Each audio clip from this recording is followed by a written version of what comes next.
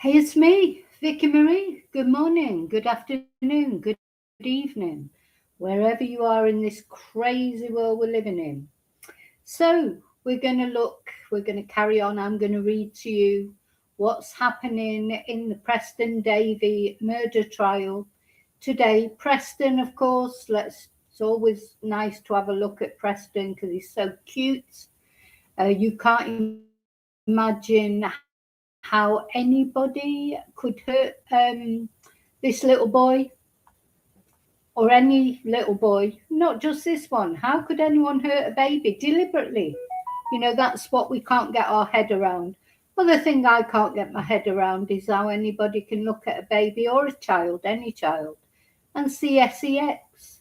Think of sex, just beyond me. Some people are just, I don't know, beyond redemption, aren't they?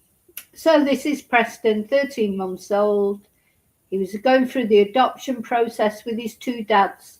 And these are not the two dads. This is the same dad, Jaimie Varley. Look how he's changed. You could be mistaken and think, oh, there's the two dads there. No, that is Jaimie Varley. That's how he's changed his look from when he allegedly murdered Preston to sort of a year later, changed his hair, grew it long, dyed it blonde, got a tan, got some facial hair. So, no, those are not the two dads. This is the other dad, John. He hasn't given evidence in his defence yet. We've seen his statement. Well, we haven't seen it, but we've heard. We have seen a bit of a police interview of his. And, we have to decide, is this one or the other of these two men that has murdered Preston, or maybe neither of them did. Maybe it's all, as Jaimie is telling us here in his defence. No reason to make things up, according for Jaimie. Why would you make things up? There's no reason to make things up. He told the police in one interview, I will fight you till the day I die. I did not do any deliberate harm to Preston. Anyway, we're all making our own minds up as we go along. You have to make your mind up. But the people that are the most important, of course, are the jury. And the jury are not only hearing about what happened to Preston, but they're seeing it as well. They're seeing the photos, they're seeing the videos, and they're seeing them unpixelated, unedited. And it's them who'll make the final decision as to whether Jaimie Varley was making things up or not, or whether the events of that terrible day when Preston ended up dying because the hospital could not save this little boy. He was already dead before he even got to hospital. These two monster dads had left him for an hour, breathing his last, struggling for breath, videoing it, before they finally rushed him to hospital. And the poor hospital, who I just feel for them, they tried to bring Preston back to life. Twice they did get a faint heartbeat, apparently. But sadly, twice that heartbeat slipped away. And they could not save this little boy. They could not save him. Terrible for them as well, isn't it? It's terrible for the jury having to listen to all this, see the videos, terrible for the judge. It's just a horrible, horrible situation. So what I'm going to do today is today's events in the trial. I will definitely read to lunchtime. I've got time to stick with it all day today, and they'll go for a lunch break at the point anyway, and then probably they may finish early with it being Friday.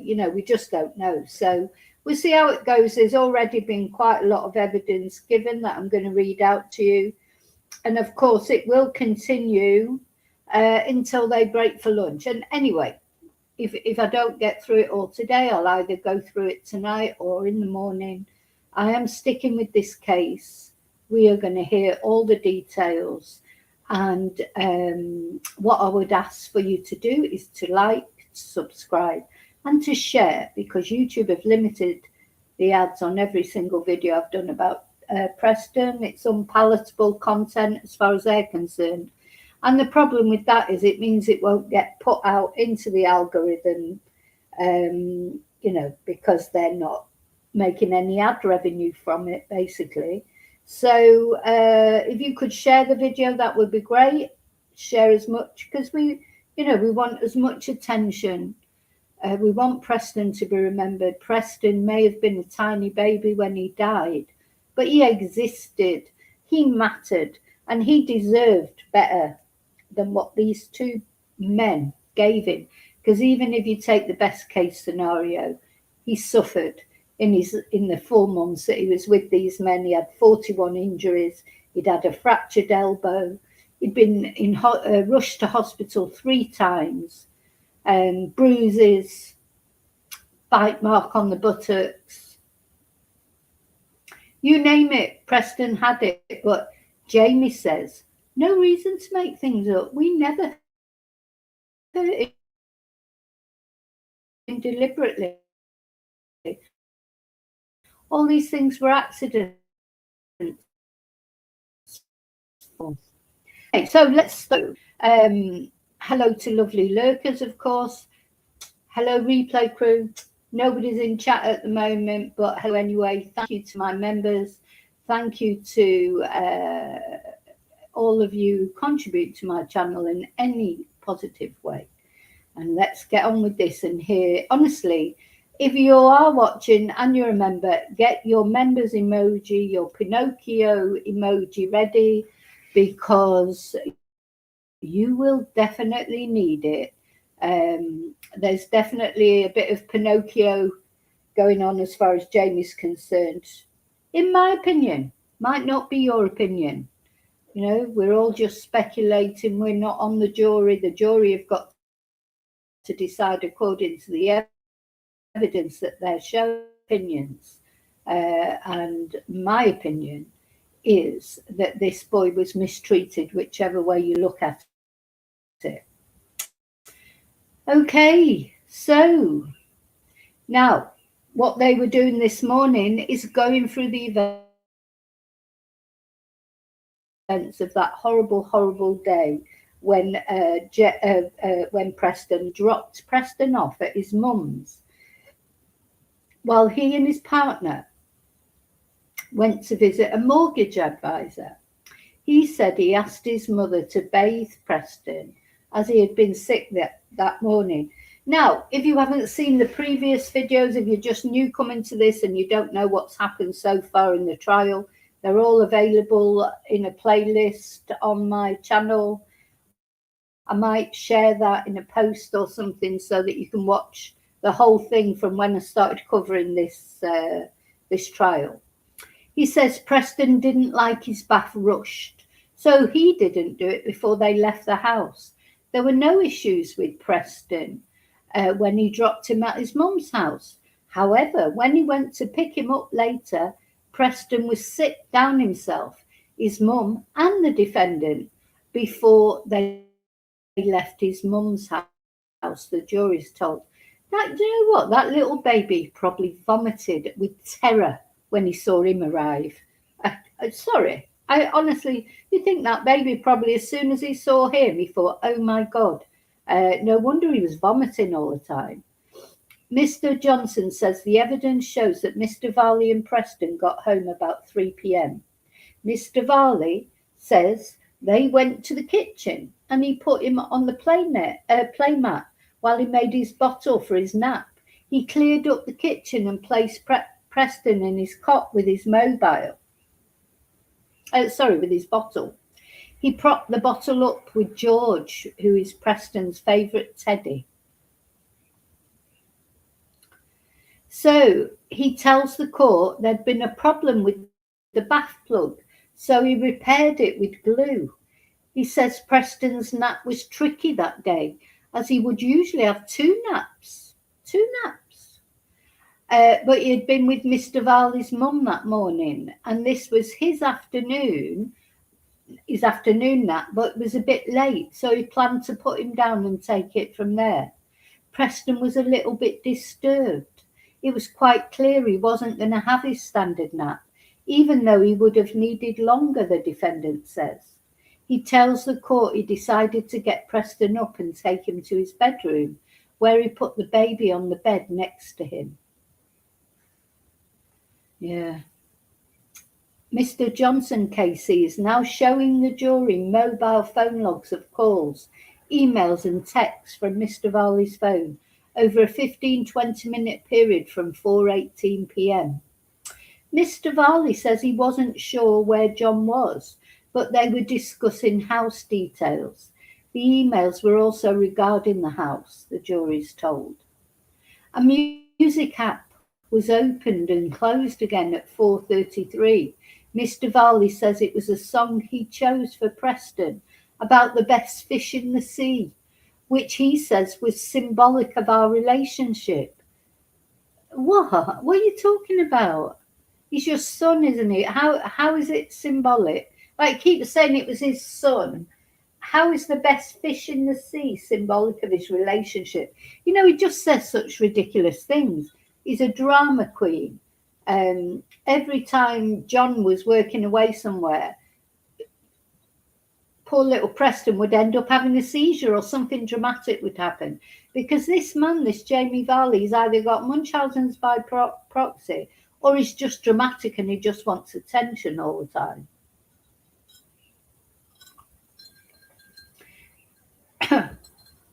Just feels that every time John was working away from home, something happened to Preston. Strange, isn't it? So the defendant then tells the jury he nodded off, and he was asked about a 7-minute mobile phone activity gap identified by the prosecution from 4:37 p.m. And he tells the court that after they had a bit of chill time, he nodded off. So it's just sickening to think about what likely happened. He says he woke up to the dog Max on the pillow licking his face. Mr. Johnson asked Mr. Varley, were you abusing physically or sex Preston in that 7-minute gap? And he says, no, I was not. And he's asked whether he experienced anything. And Mr. Varley says, I noticed Preston Elijah having a seizure. At least he uses his name there. Most of the time he calls him little one or, anything to avoid using the name. I noticed him having a seizure when I woke up. I went to Snapchat and I filmed Preston Elijah having what I thought was a seizure. I believed it to be similar to previous episodes, but there were a few differences. We had a habit of clicking our top palate to him, and I believed the noise coming from him to be that. What's he talking about? Mr. Varley says he thought the episode was going on for under a minute, but he did not know how long it had been going on before he woke. He says he did not speak on the video clip to allow medical professionals to see and hear what was going on. So he videoed this little boy supposedly having a seizure, but he didn't comfort him and say, oh, you're okay, or I'm just videoing this for, and he says he didn't do that because it was to let medical professionals see and hear what was going on. He says he reassured Preston before and after the clip was taken. Oh my God, where's my Pinocchio emoji? I've got to do the Pinocchio emoji. So how strange. So he was comforting Preston, but the only times he was comforting Preston was, according to him, was before the clip was started and after it finished. Yeah, of course he was comforting him. He just didn't video that. I think I can't find my Pinocchio emoji, but if I do find it, I'm going to put it up. Strange that, isn't it? Strange.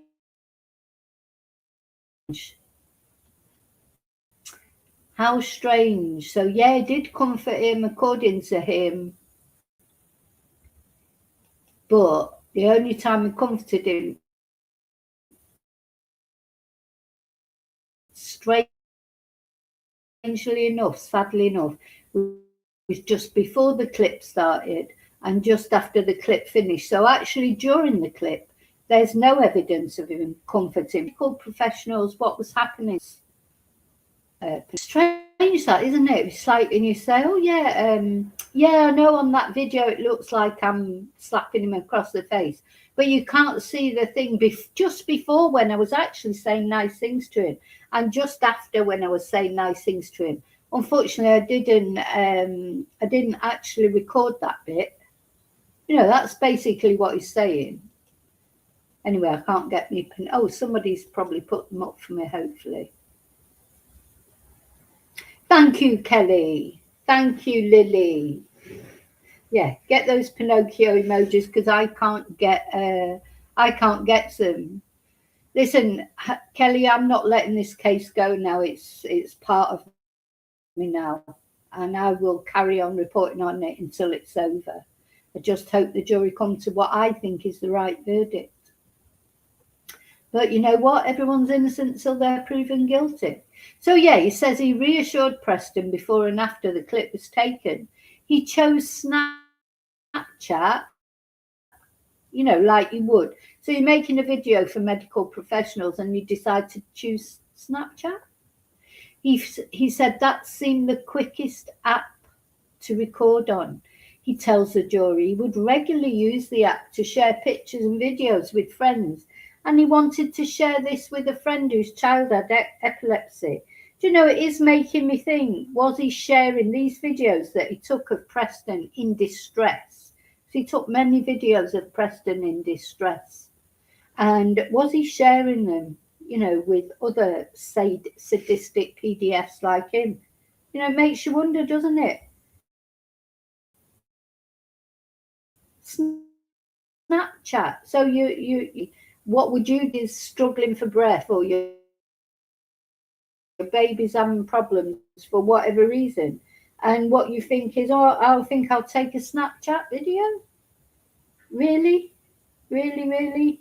The baby's having problems. Sorry, just let me turn the sound. And what you think is, I'm getting the video up on my phone because that means I can get to my Pinocchio easier. Because I'm on the wrong one.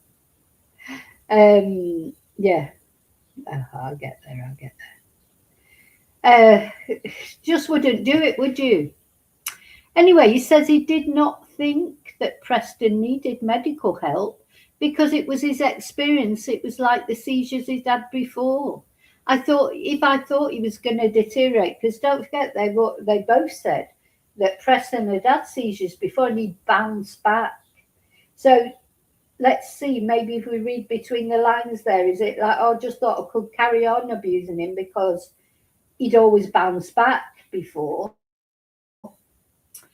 He said, if I thought that he was going to deteriorate, there would be no question in my mind. I would have taken him to hospital like I previously have done, he said. So Mr. Johnson asked Mr. Valley, was he ignoring Preston while he was discussing? Oh, so don't forget, while Preston was having all these problems, his last breaths on the bed, and he was making the Snapchat video of him, at the same time, he was having a message conversation with John about the sale of a kayak. And Mr. Varley says, no, he wasn't ignoring him. His replies were short and he was just flicking through his phone because at that time Preston was improving. That's what he said. He says Preston's condition improved. That reassured him it was a seizure. So then he was asked about 2 further mobile phone activity gaps at 5:05 and 5:17, which total around half an hour of inactivity. And Mr. Varley said during this time, he was pottering around and singing to Preston. The baby's condition was improving, which reassured him it was a seizure, he says. I don't know. You know, it makes you speechless. But the more you hear about it, the more you think, really, shouldn't be. Hi, Daniel. Happy Friday. Let's, yeah, you know what I think, Kelly, is maybe he's not got the classic Munchausen's by proxy, but it just seems strange to me that he's always sending these videos to John of Preston in distress whenever John's working away. So I do think it's attention seeking, definitely. Attention seeking from John, because I mean, who knows what their relationship was like?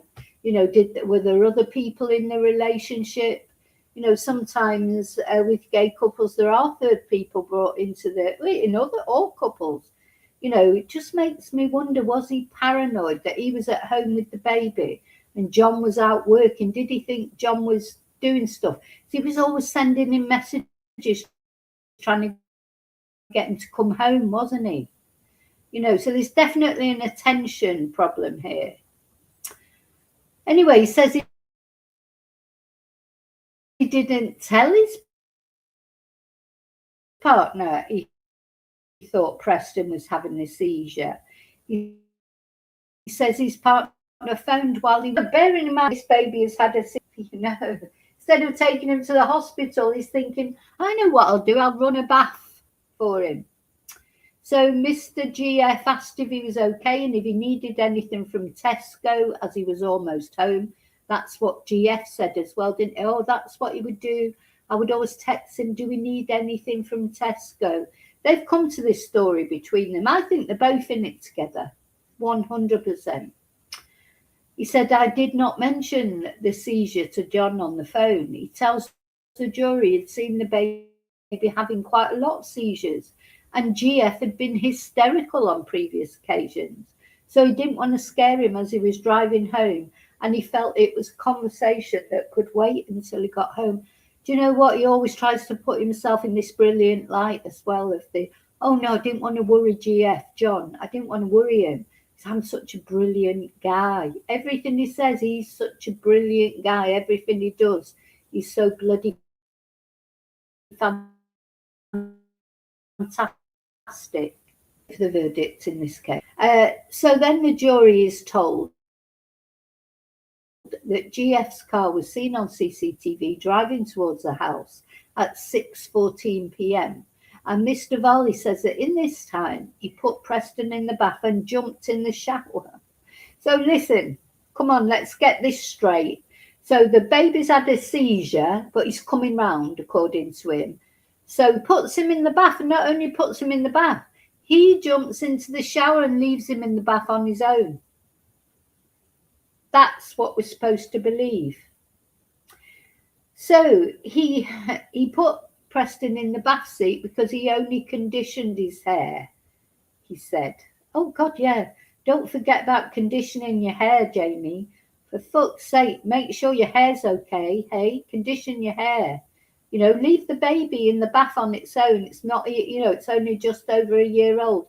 It'd be fine. I just had a seizure. But it's okay. Just put him in the bath on his own and be fine because I've got to sort my hair out.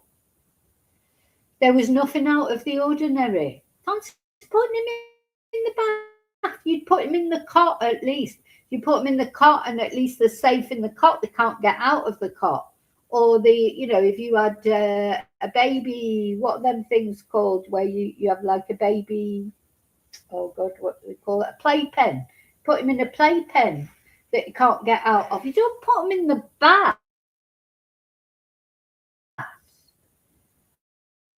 Well, you're having conditioning your hair. He put Preston in the bath seat because he was having a shower. So, yeah, baby's had a seizure. Put him in the bath on his own, get in the shower and condition your hair. He says the bath seat was for safety and comfort. He's such a good dad, isn't he? Such a good dad. He was only thinking of Preston's safety and comfort when he put him in the bath in his bath seat, while he was in the shower for about 40 seconds. Oh, sorry. So this is like the equivalent of Erin Patterson going to the toilet for 9 seconds, isn't it? So it's amazing, isn't it, what psychopaths can do with their time. bloody amazing how they can utilise their time so well.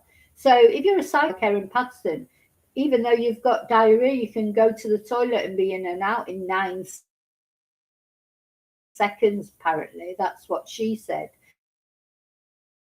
If you're a psychopath like takes me 40 seconds to even get in the shower. What's he talking about? You know, what liar. Such a liar. 40 seconds.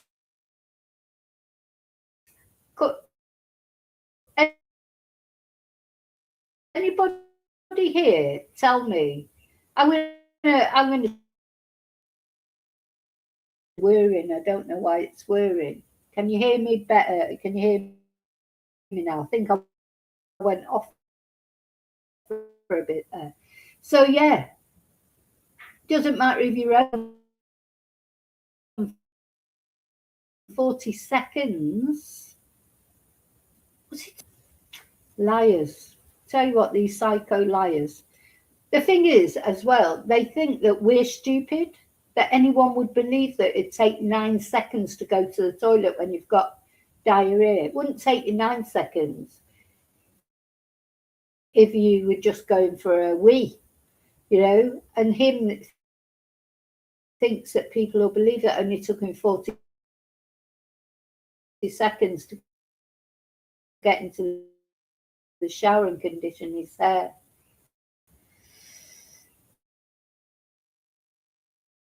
So he said the bath was about 2 inches deep and it had toys in it. And when he got out of the shower, he went to the landing to get a towel from the railing.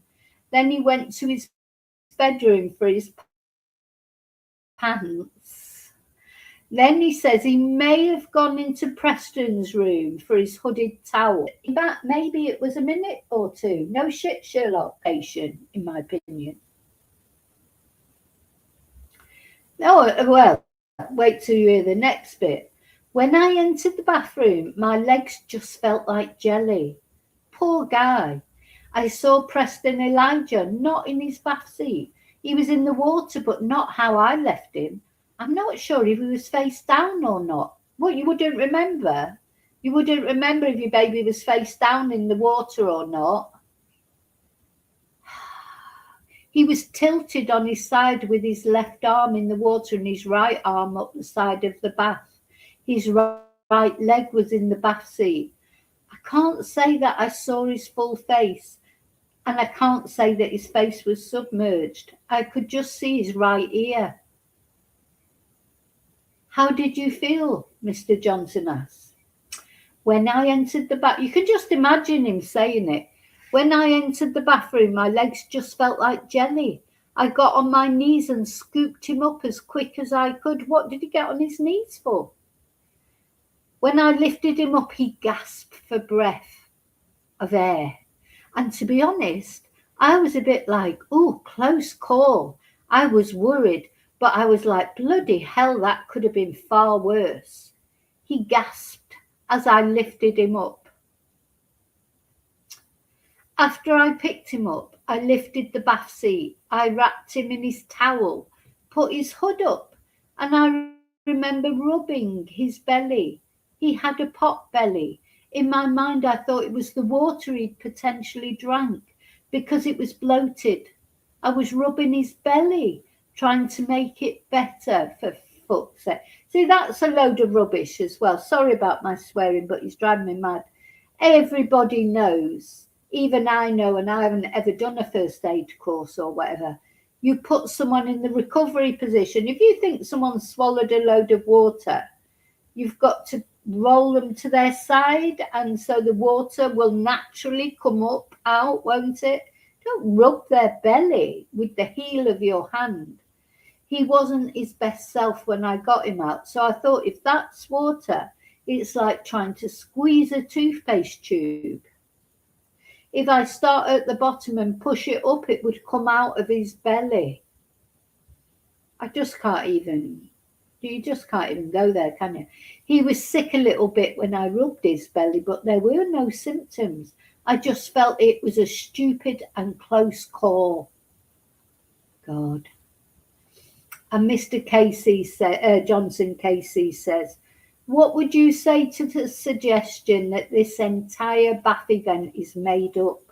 And he says, it's absolutely not. It's ridiculous. Ridiculous, that conclusion. There would be no reason to make such things up. Well, yes, there would be reasons to make such things up. The biggest reason would be because you just sex abused this boy and you'd done him some terrible damage again. And so you had to think of a story quick. So, yeah, of course there's a reason to make such things up. What stupid thing to say. He confirms the bath seat was not in the sink in the morning. He says he doesn't remember draining the bath, but looking at a picture showing the plug in the up position, he says he may have done it in panic. Or Preston might have sat on it, though Preston might have done it himself. But he says he doesn't recall opening the plug. He says he took Preston to the cot top changer and put him in a nappy and a baby grow. Preston wasn't himself. No, poor kid. Of course he wasn't himself. He wasn't drowsy, but he seemed a bit tired and drained. He tells the court he clipped his fingers and knocked the chandelier to make sure that Preston followed with his eyes. He realised that Preston had dirtied his nappy. Yeah, that poor little kid, he probably shit himself in fear from this man, this horrible man. So he changed it. He can't remember if he put the nappy on the side or threw it out of the window for his partner to pick up when he got back from work. Right. I mean, do you know what? So that's what he does with the dirty nappies, throws them out the window for his partner to pick up when he gets back from work. Is that what he does with the nappies? Then he says Preston threw up down his baby grow, so he's been sick again. This baby's been sick about 5 times on this particular day. And he's had a seizure, and he can't breathe properly, and he's still not taking him to the hospital. So he took off his baby grow and moved Preston from the changer to the sheepskin rug on the floor. Other than being sick, there were no other symptoms, he says. The sick did not stop coming. It later came from his nose, he tells the court. At the early stage, I thought this might be a repercussion of him drinking the water in the bath. No, it's not a repercussion of that. It's a repercussion of what you did to him, Jaimie, and you know it. I patted his back and rubbed his belly. Oh my God. This baby, literally, I keep saying a lamb to the slaughter. This baby, you know, what he had to endure from this horrible man, isn't it? Horrible, horrible man, and what this poor baby had to endure. So then the court is being shown a photo of the bedroom floor where there is a sheepskin rug, a towel and baby wipes, which Mr. Varley says are stained with vomit. He says those items are from him trying to clear up the sick. As the sick got worse, I'd say the condition got worse. The sick was coming up so fast, and so much of it, I felt I could not stop it. That's when panic started to kick in. I was practically slapping his back. There was a point where he was retching, jipping, when it was milky vomit, but then there was no retching, it just kept flying out, Mr. Varley tells the court.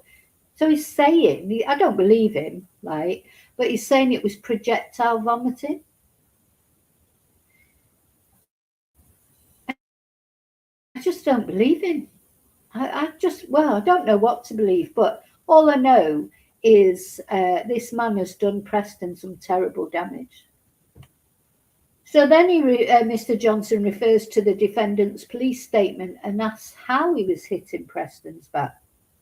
I felt he was choking in the moment, he said. I felt he couldn't catch his breath. I was just hitting his back, trying to help him. He was still drowsy at this point, but he was conscious. My concern wasn't necessarily the drowsiness, it was the vomit that just kept coming. I knew John was on his way home, but I didn't know he was outside. He said the dog was barking and distracting him. So it's the dog's fault now. So far, he's blamed his partner, he's blamed Preston, he blames his mum, he's blamed this, he's blamed that. Now it's the dog's fault. The dog was barking and distracting him. I shouted to Max, the dog, to shut up, and then I realised someone was potentially at the door. Yes, you told your partner to come home, you idiot. I lifted up the blind. I saw John and shouted him to help me. Bloody drama queen. Mr. Varley breaks down in tears. He tells the jury that he believes he attempted CPR, but he didn't know what he was doing.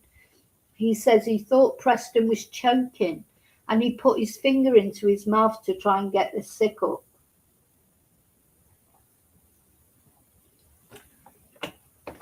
It makes you want, something that's crossing my mind, and I'm sorry, I'm just going to say it. It makes you wonder if he was making Preston sick on purpose, because what was in Preston's stomach? If he knew he had to take him to the hospital, was he making him sick on purpose to protect himself? This was minutes before John arrived, while the dog was barking. After GF arrived, he says he was still patting little one's back. This is where he goes with the condescending twaddle, little one. He got him off the floor and was patting him. He says he screamed to his partner for help. I bet he did. We saw him screaming at the hospital. He's just a drama queen, isn't he? He said that Mr. GF said he needed an ambulance and went to get his phone, but Mr. Varley said it would be quicker to take him to hospital. And that was the point he went unconscious. I told John, I don't think he's breathing. I think I attempted CPR.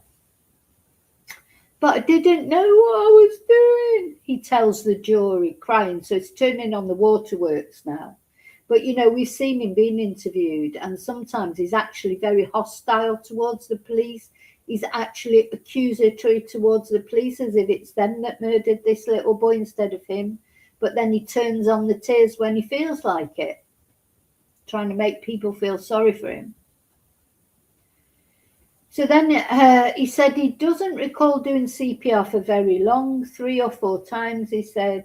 And when GF arrived, they were quick leaving the house and drove to hospital with Preston on his lap. He was extremely floppy. That boy was dead when they took him to the hospital. He was already dead. And the hospital worked on him all the same for over an hour. They got his pulse back faintly twice. But they so sadly, and sad for them too, could not resuscitate him properly. So he drove to hospital with Preston on his lap. He was extremely floppy. I tried to lift his head up and give him CPR in the car. He was very hard to hold, how floppy he was. I remember trying to hold onto his leg to lift him as I was trying to breathe into his mouth. And he says he ran out of the house with nothing on his feet and left his phone on the bed.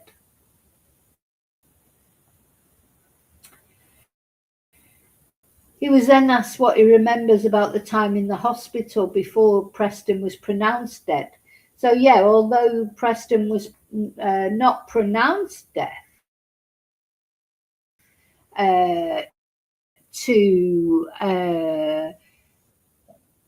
although he wasn't pronounced dead till later, I personally think he was already.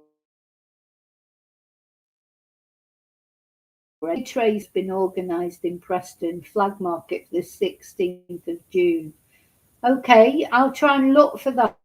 You've tried to get in the, was it full, the public gallery? Their friends go every day to support them. Well, everybody is the photos and the videos. So whatever, even if you take the best case scenario, Preston was left on his own to his own devices, and he was, spun round, and he had all those. But you've got to take it. It's not just. There are so many things all together, aren't they? But Tracy, if you don't, do you know? Because I reported this morning on this rumours going around, if you like, that has been in prison for murdering an old lady. Do you know anything about that? Do you know anything about the circumstances of Preston's real mum? I'm trying to confirm it or deny it. I don't know if it's true or not. But anyway, just to ask you, I did put a video out about it this morning. Anyway, he tells the court his recollection is vague, but he remembers his mum and a friend being there. The doctors came to say he was on a ventilator, which he thought meant he would be okay. Then he says it felt like 2 minutes later when he was told Preston had passed away. Now, one thing I'll say about you saying that his friends and family have been asked to go and support them. If they've sat through this trial, I wonder if they feel the same now about their innocence, because they've seen the jury's seen everything, but the people actually in there in the public gallery, they'll have seen things that maybe they didn't know before. I wonder if they feel the same way. Then he said, I remember seeing a cross in the hospital on the window. I remember grabbing the cross and asking the Lord not to take him. I was all over the place. I was all over. I believed it was my fault. It was your fault.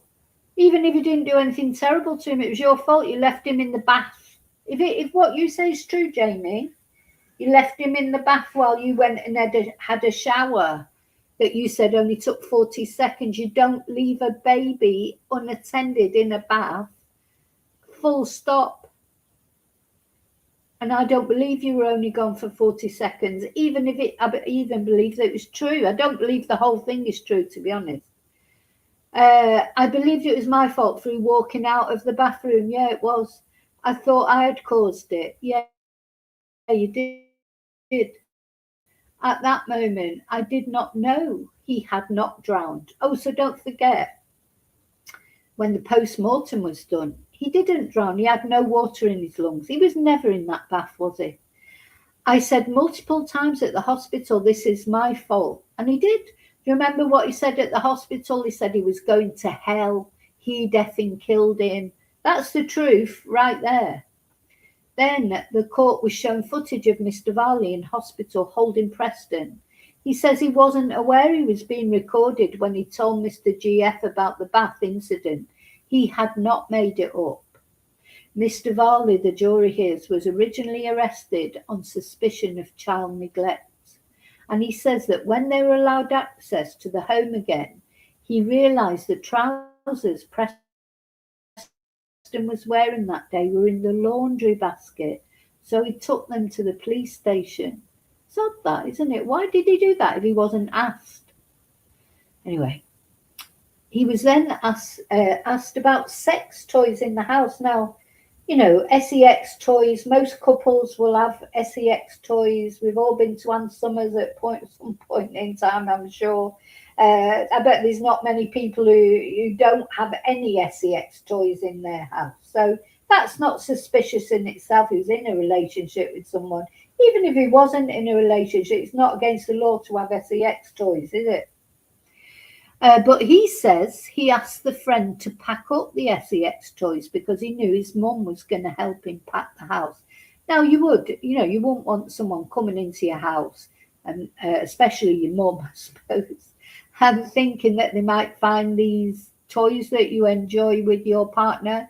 That's fair enough, isn't it? But somebody must be saying that he was told to get rid of him, because he says he didn't ask anyone to get rid of him, and the friend was only asked to box them up. And asked about no comment replies in police interviews, Mr. Varley said he was repeating himself, and the question was being asked multiple ways. That's why he said no comment. Now, I've watched enough true crime things, as I'm sure you are, that when somebody says no comment, they're normally probably 99% of the time, they're guilty, aren't they? Levi Belfield, um, what's his name? Was it Nathaniel who killed his sister, his stepsister? Any interrogation videos that you watch when the person is saying no comment, no comment, they're invariably guilty, aren't they? So then he was asked, how do you feel now about Preston Elijah's death?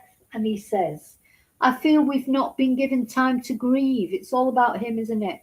I feel we are still looking for answers. I feel our pathologist is closer to what I experienced that day. I know their accusations and viewpoints are wrong. It couldn't have been further from the truth. I'm lost for words. But there's the videos there.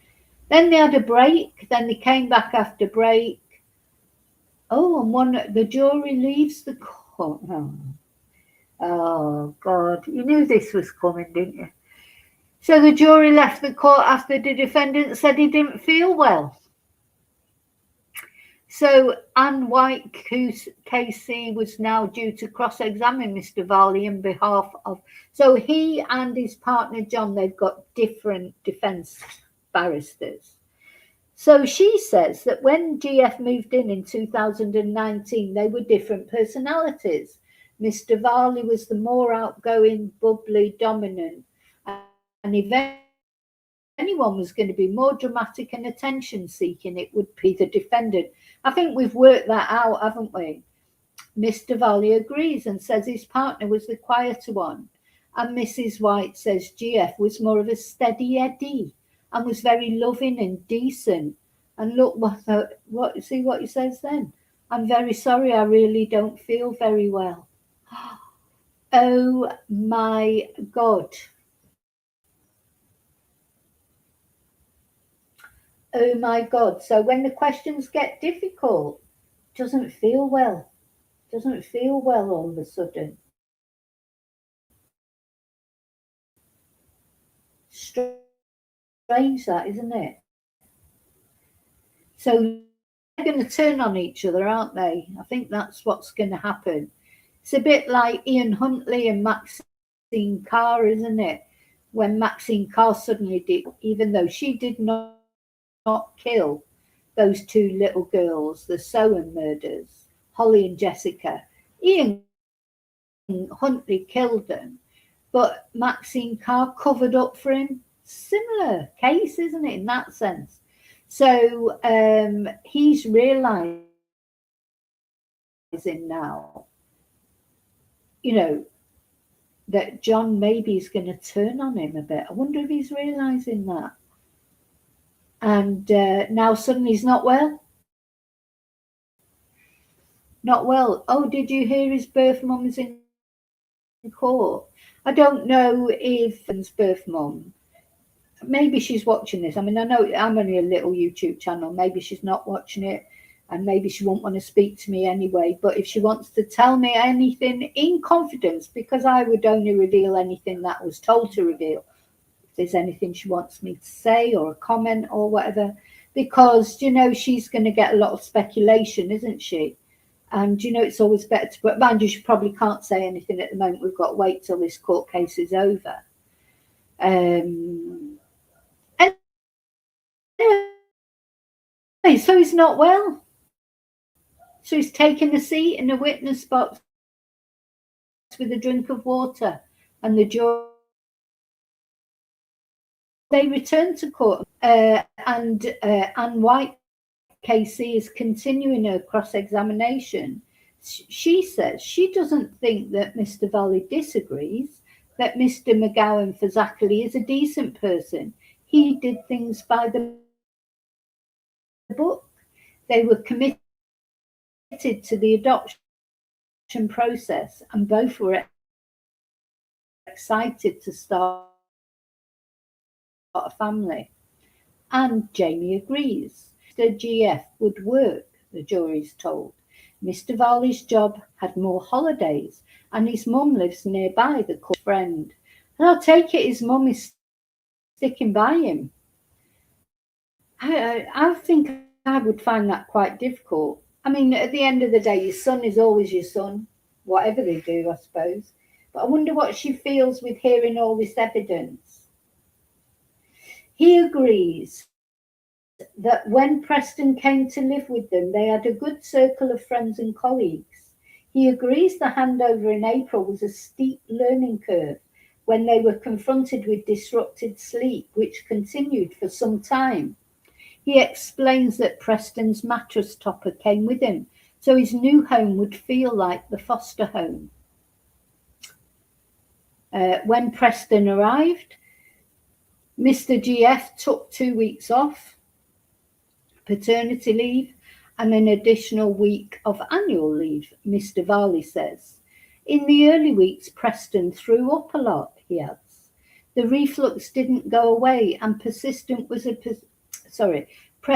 a persisting vomiting baby for some time after. However, aside the vomiting and less than brilliant sleep, the only physical health problem was the squint, which of course had been spotted by Mr. Varley. So he's so clever, he spotted that squint that nobody else had spotted. Funny that, isn't it? Anyway, and of course he's used that as a reason for all the bruises.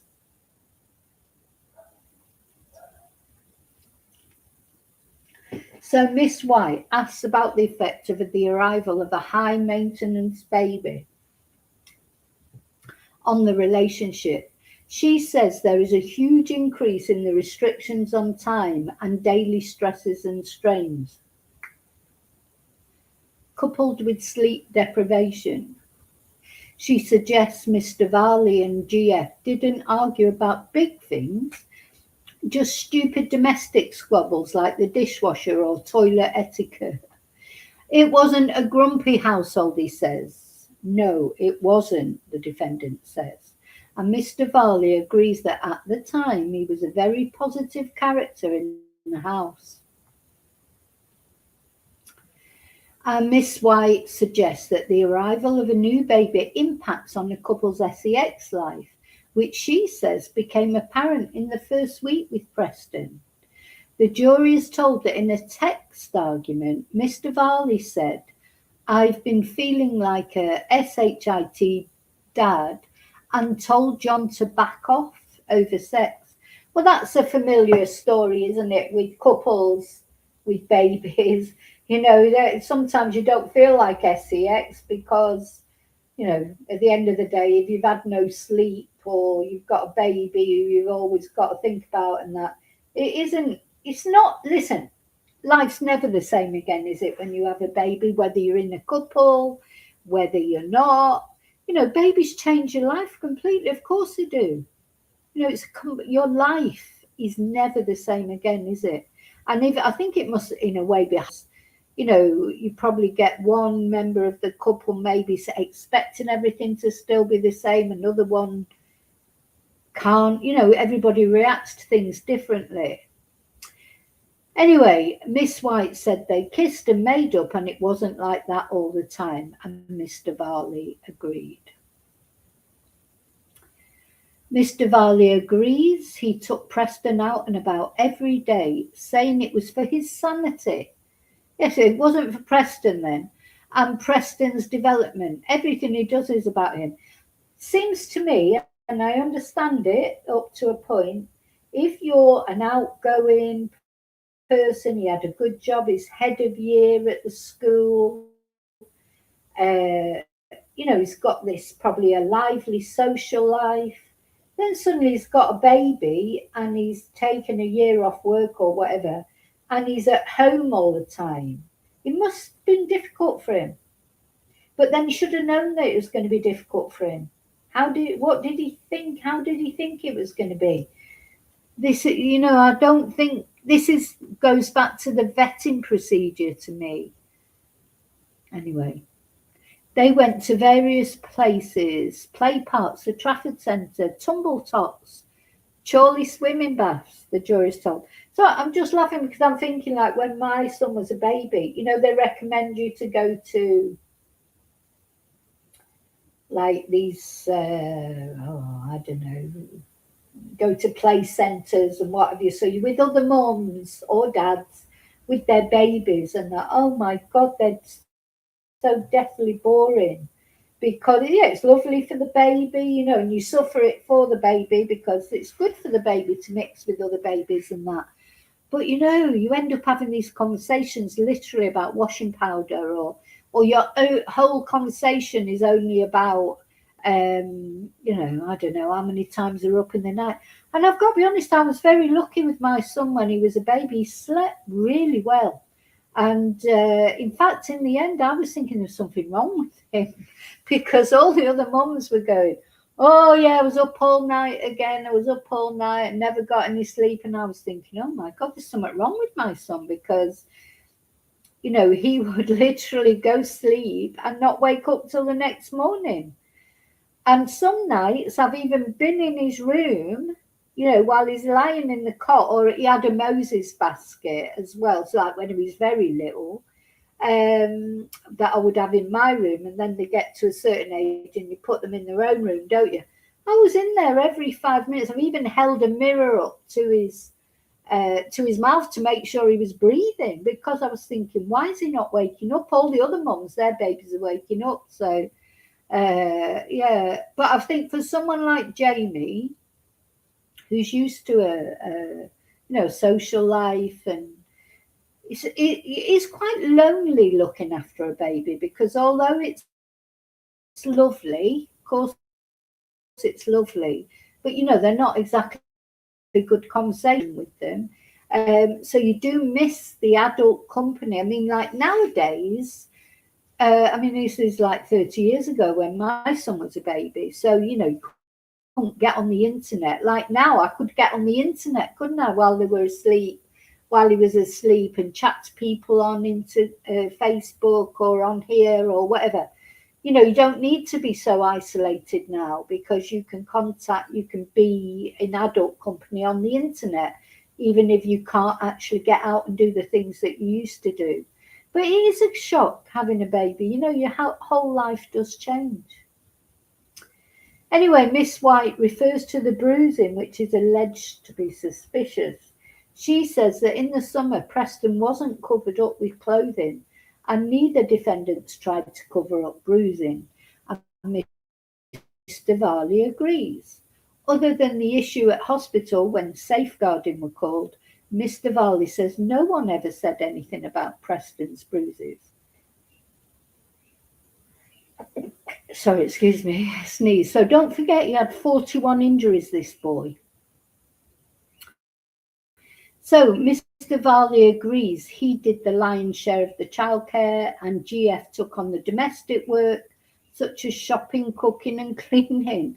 Well, he had quite a good life, really, didn't he? Then he had the childcare, but he didn't have to do the shopping, cooking and cleaning.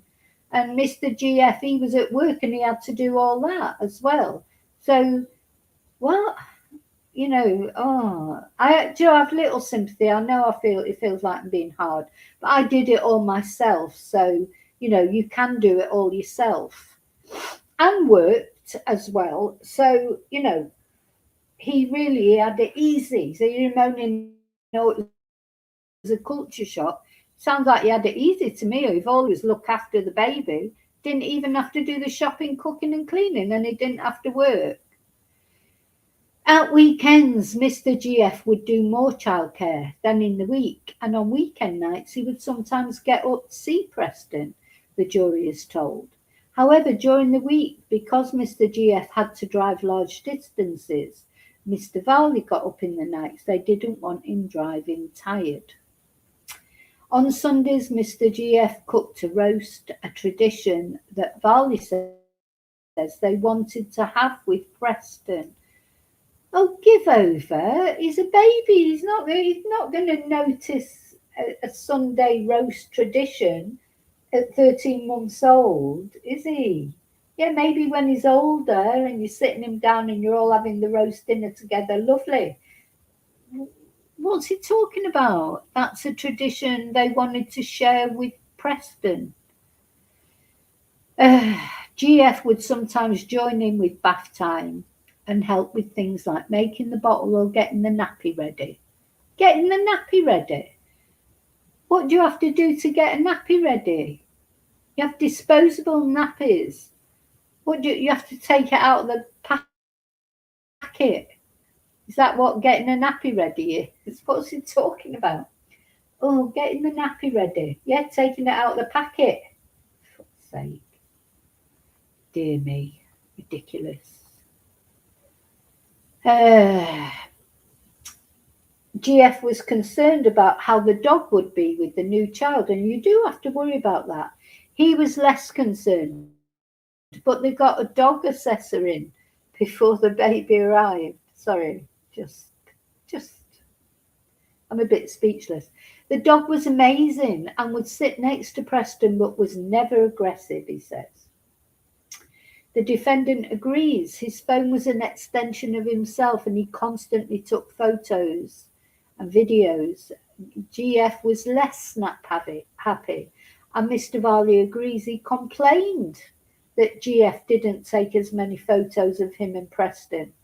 Mr. Varley confirms that although he was on parental leave, he had to help with the Year 11 prom. He was making exams and invigilating exams. He agrees he wasn't happy with how the exams were managed.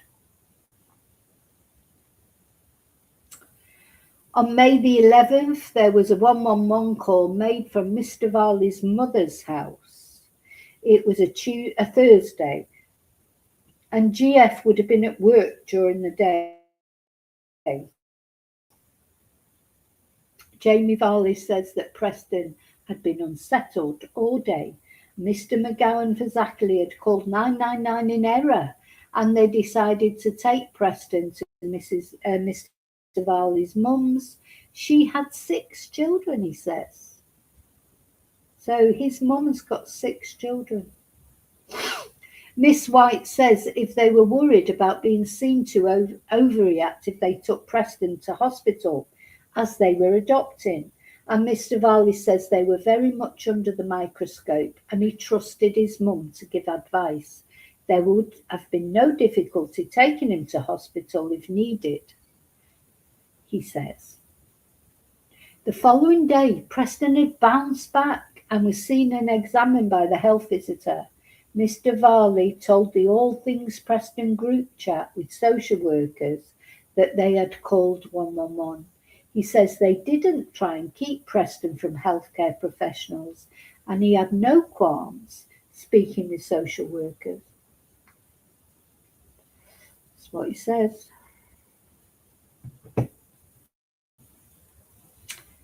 Is that the last one? Oh, one more here. So the jury hears that on May the 25th, Preston was taken to hospital. Mr. Varley agrees that GF was not at home and was dependent on what he told him about what happened to Preston that day.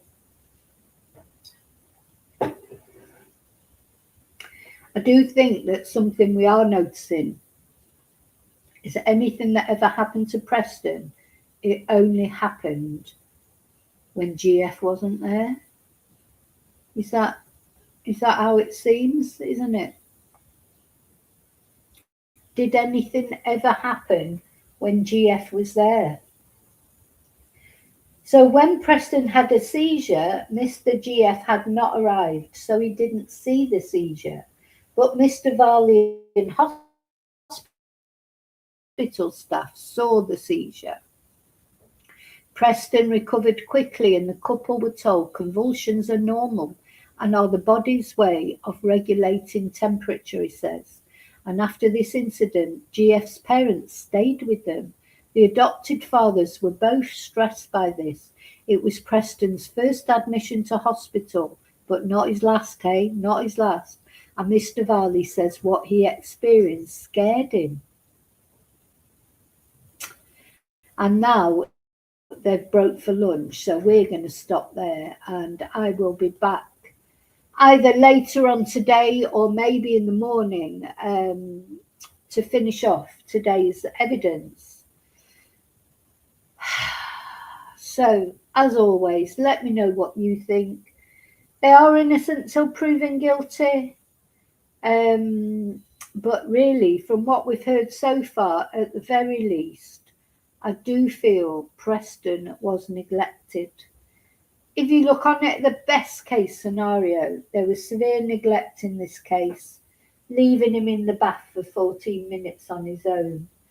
Then leaving him in the bath that day, according to him, while he went off and had a shower. You have a shower when your baby's asleep. You know, that is just the way it is. And they do. I mean, babies do. They never do what you want them to do. You know, they're awake when you want them to be asleep, and then they sleep when you want them to be awake. You know, they always fall asleep when you're on your way home from somewhere. You don't want them to fall asleep then in the car, do you? Because you want to get them home and get them to bed because you want them to sleep at, you know, through the night. But of course they don't. They fall asleep in the car. And then you get them home and they're wide awake and then they don't want to go to bed, you know. This is what they do. That's what babies do. They're not, they're not like, you know, you haven't got remote control that you can turn them off and on again, or, you know, you have to sort of go with that. It's sort of like, I don't believe in changing your whole routine. You know, you've got to make the baby has got to fit into your routine as well. I do believe that. Um, but, you know, ultimately, you can't go and have a shower when your baby's awake unless you put them in the cot or a playpen where they're safe. But even then, it would have to be right in front of me while I was having the shower, right on the floor in the bathroom in the playpen where you were watching them as you were having a shower. If not, you've got to wait till they're asleep in the cot and then you go and have your shower or do, you know, whatever it is you want to do in privacy. You can't leave your bed, and you certainly would not leave them in the bath while you went and had a shower, not even for 40 seconds. But I don't believe for a minute that he managed to condition his hair in 40 seconds. Now, I was thinking today as I was driving about, do you know, for those of you who are younger, you won't remember Dr. Miriam Stoppard, but she was a famous doctor in her day, in my day when my son was a baby. And I bought her book about how to look after babies. Oh my God, it was brilliant. If you had Miriam Stoppard, this was 30 years ago. I don't even know if it's still even printed now. I don't even know if she's still alive now because she was older than me then, but maybe, I don't know. But I followed that book to the letter. It was brilliant. Everything I did worked, you know, getting them off to sleep, you know, about the feeding and getting them into a routine, you know. And once you, if your baby is settled, Lily Paula, did you buy that book as well? It was brilliant, brilliant. Let's have a look if it's still going, or if it, Miriam Stoppard, yeah, very famous doctor in her day, bit like, I don't know, who'd be an equivalent now? A male equivalent would be Dr. Hillary, wouldn't he? Though I think he's retired now. Um, yeah, she was a famous TV doctor. Let's have a look. Oh no, she's still going, bless her. What?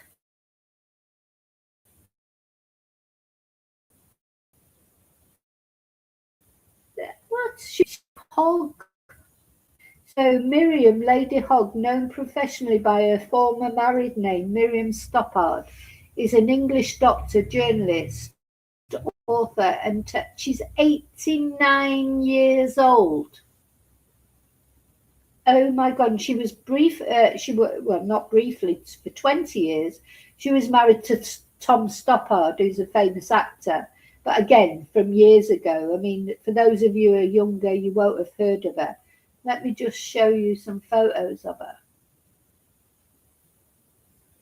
Anyway, what I would say to you, if her book is still going and you know somebody who's about to have a baby, or you're, you know, I think it covered the first 5 years or something of a child's life. Oh my God, it was my Bible.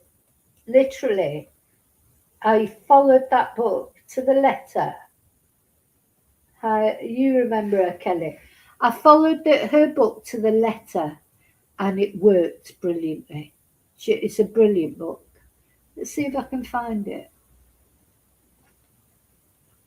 I would recommend it to anyone because I mean, it all, I know medical advice changes over the years, um, but I would recommend this if you know someone who's about to have a baby or you're about to have a baby. This is the book for you, 100%. It says pregnancy and birth book. It must be that one, is it?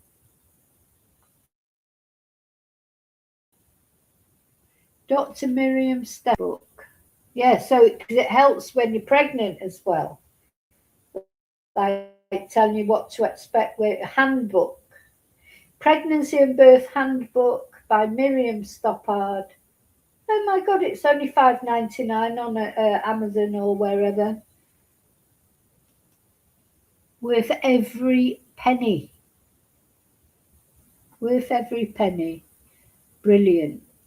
Britain's best loved and respected baby care author, Dr. Miriam Stoppard, gives advice to both partners. I didn't notice the male part because I was every aspect of pregnancy and birth, from conception to the first weeks of life. Oh no, it went on longer than that. It went on longer than that. Maybe she's written a few books, and that one's the pregnancy and birth, baby care, complete baby and childcare. One maybe, but yeah, look her up anyway. Miriam Stoppard. You and Your New Baby, there's one called. Yeah, excellent. Very good advice. As I say, it's like my Bible, everything that I did out of it worked. You know, it's good. Her books, so Lily says her books were all I had. Hi, Wesley. Yeah, she did. She hosted Tomorrow's World. Yeah. Can you believe she's 89 years old? God. 89 years old, bless her, but very good doctor. Thing is, I haven't got the best opinion of doctors. I've got to be honest. I'm one of these terrible, bad people that never go to the doctor because I don't trust them. Isn't it funny? And my parents trusted the doctors were like gods. But don't forget, I come from Manchester. We had Dr. Shipman for a star. Dr. Shipman, like, the biggest serial killer in UK history. My cousin used to work for him at his surgery. I just don't know. I've never felt like doctors are normal people like the rest of us. This thing is, in my parents' era, they put doctors on a pedestal. It was like, if the doctor said it must be true. Just do what the doctor says. Same with dentists or any professional people. It's my parents that, they were working class as you can get. And doctors were gods to be worshipped. And you would never challenge what a doctor ever said. Now, of course, times are different now, but I've always been a bit different. I don't know why, just me probably being awkward. But, I'm always a bit suspicious of doctors. And I'm certainly suspicious of when they try and get you on tablets and things like that, trying to avoid being on tablets. I like a bit of ibuprofen, but apart from that, I don't take anything else on a regular basis. And maybe I should. Maybe I'll die earlier because I don't go to the doctor enough. I don't know, but I don't want to go to the doctor. I've spent a lot of time at hospitals and with doctors because of interpreting. I do a lot of interpreting for British or any nationality English speakers at the hospital, at the doctors. I think the doctors are very good here in Spain. It's not that I don't think they're any good at what they do, but they're just normal people like the rest of us. Nobody's infallible, are they? So you've always got to, you take your professional advice, but you've also got to, you know your body better than anybody and how things make you feel, or you've got to sort of, you can't just blindly accept whatever a doctor says to you. Yeah, Lily, I'm priest. See, look what happened with priests. You know, you just these. The thing is, anybody, like the police, teachers, anyone, just because someone's a teacher or a policeman or woman or a priest or a doctor doesn't mean that they're some saint or something or some god. They're just normal people who've chosen that as a profession. Nurses. I mean, I was reading, I'm going to do a video. God, I haven't got enough time in the day to do all the videos I want to do. But, there's all this fuss about angels of death like Beverly Allitt and Lucy Letby. And I came across another case of a nurse at Stepping Hill Hospital in Manchester. Why is no one campaigning for him to be released? A male nurse killing people at the hospital. These nurses, doctors, etc. They're just normal people, so there are good and bad in all of them. They're not all bad either. I'm not saying that. A lot of them are saints or near as damn it. A lot of them are very caring and helpful. But just because someone is a nurse or a doctor or a priest or a teacher doesn't mean to say they're beyond reproach. And I think that was the problem years ago. Nobody thought that doctors could put a foot wrong. Dr. Shipman changed all that, didn't he? And that, and then people like Beverly Allitt, they changed the way people look at nurses. Not all nurses are angels. Some of them are angels of death. And the trouble is, you're in a position when oh God, Dr. Shipman, those people, these patients, so vulnerable, so trusting. They thought he was brilliant doctor, and they trusted him, and he killed hundreds and hundreds of vulnerable people. We don't even know, we'll never know how many people that man killed. The whole caboodle, we'll never know. I forgot why I started talking. So I'm waffling. Somebody put me the waffle emoji on. I'm waffling for a change. You know how I like to waffle sometimes. Can I do it? I don't think I can because I'm not a member on there. Yeah, TV presenters, they're another lot, aren't they? We're finding out about all the TV presenters. Royal family. So I see this morning that Andrew's under the spotlight again. He'll never get prosecuted. They keep talking about it. Why isn't he already in prison? They said, oh, they've unearthed new evidence. They've had this evidence for years about Andrew. And not only Andrew, but other people associated with the royal family. It's just never going to happen. But the thing is now we're more aware of it, aren't we? We're more aware because of social media, etc. We are more aware. Oh, thank you for putting the waffle up for me, girls. We are aware now, at least, of what goes on. We get to, we're not so stupid now where we just think, oh, yeah, who was it said to me something about Hugh Edwards? Oh, no, it was somebody else. I won't say who it was because he's not openly gay. He still hasn't come out to be gay. But let's put it this way, a politician that I think is gay 100%. And I remember saying it to a friend of mine, I think he might be actually gay. And they said, gay, but he's married. He's got children. That's like, ooh, we can't possibly be gay then. If he's married and got children, like Philip Schofield, like Hugh Edwards, like, a million other presenters. I think and it was, let's say, an elderly lady who said this to me. Oh, he can't be gay. He's married and he's got children. So maybe we are a bit more aware now, that quite often people, even in this day and age, don't want to come out openly to admit that they're gay. And they get married and they have children to cover up for it. Because for some reason, they shouldn't, because they should just be themselves. Anyway. Okay, so as I say, there you go. So buy the Miriam Stoppard book if you're just about to have a baby, or you know someone who's about to have a baby. That'd be a good present for them, because believe me, it's brilliant. Might be old now, but I found it invaluable. It's like my Bible, and it worked, all of it. When my son was little. They need to do one for teenagers. That's the difficult bit, isn't it?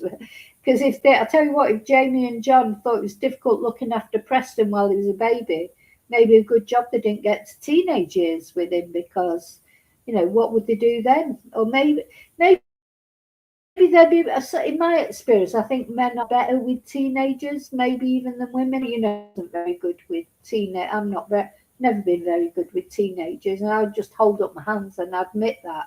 I find babies and young children easier to deal with their problems and the challenges. Teenagers are difficult. Maybe men are better with teenagers. I don't know. Let me know what you think. What do you think? Because obviously the ideal, people talk about the ideal family, and obviously the ideal family, in inverted commas, would be a mum, a dad, etc., around. But it doesn't work like that, does it? Even families that have the traditional sort of family thing, even if they did have that, doesn't mean to say that they're going to be nice parents, does it? So I don't know what the answer is. I really don't know. But obviously the answer, there is one that we do know. You don't leave your baby in the bath for 14 minutes while you go off and have a shower.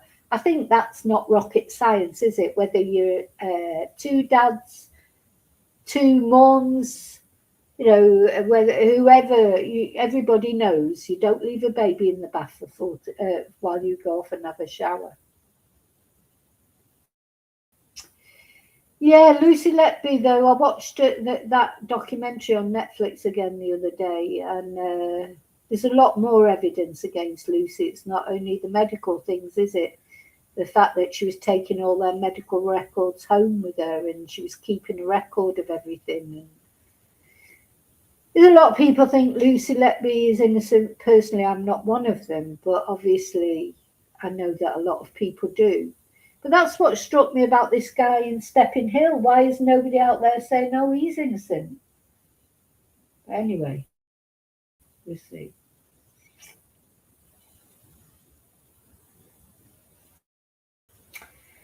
So thank you for watching. Thank you for caring about Preston. And I'll carry on with this next time I get a chance. They've broke for lunch now anyway, and we'll see what happens later. As always, just leave me your views. Remember to like, remember to subscribe. Please share. These are all free ways that you can help my channel if you don't mind doing it. I'll see you really soon in the next video. And until then, may your God go with you. Thank you. Bye.